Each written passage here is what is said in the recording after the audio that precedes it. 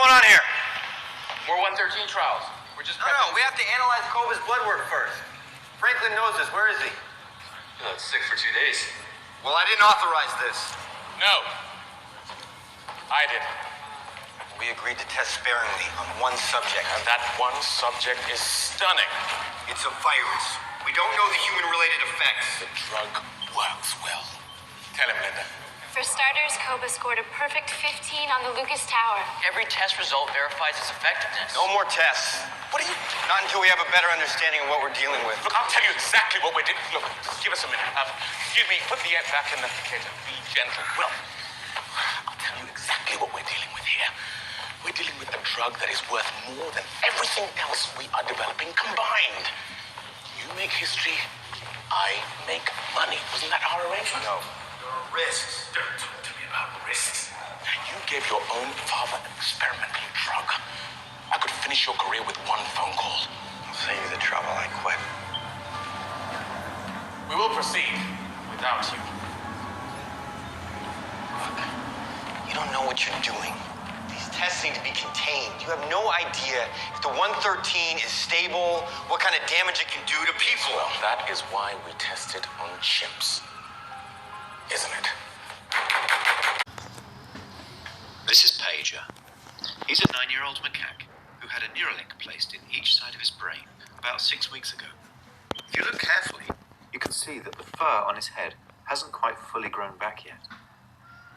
He's learned to interact with a computer for a tasty banana smoothie delivered through a straw.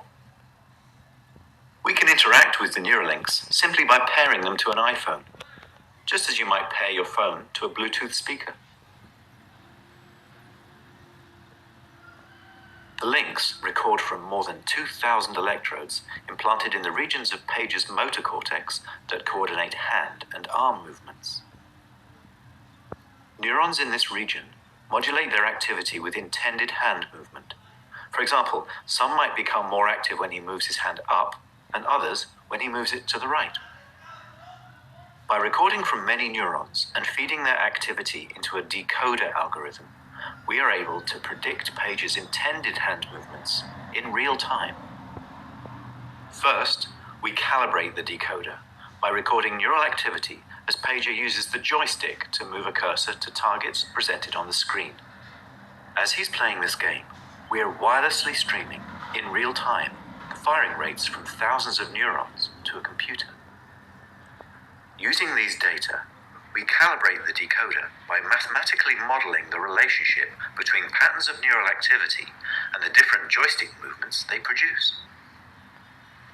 After only a few minutes of calibration, we can use the output from the decoder to move the cursor instead of the joystick. Pager still moves the joystick out of habit, but as you can see, it's unplugged. He's controlling the cursor entirely with decoded neural activity. Our goal is to enable a person with paralysis to use a computer or phone with their brain activity alone. Because they wouldn't be able to move a joystick, they would calibrate the decoder by imagining hand movements to targets. One of the things the Neuralinks allow Pager to do is to play his favorite video game, Pong. To control his paddle on the right side of the screen, Pager simply thinks about moving his hand up or down. We've removed the joystick altogether. Now that he's up to speed, let's increase the difficulty and see how well Pager can play with the Neuralink.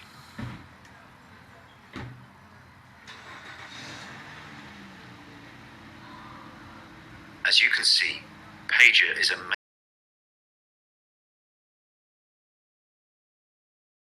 own volition. It's not magic. The reason Neuralink works is because it's recording and decoding electrical signals from the brain. Great game, Pager.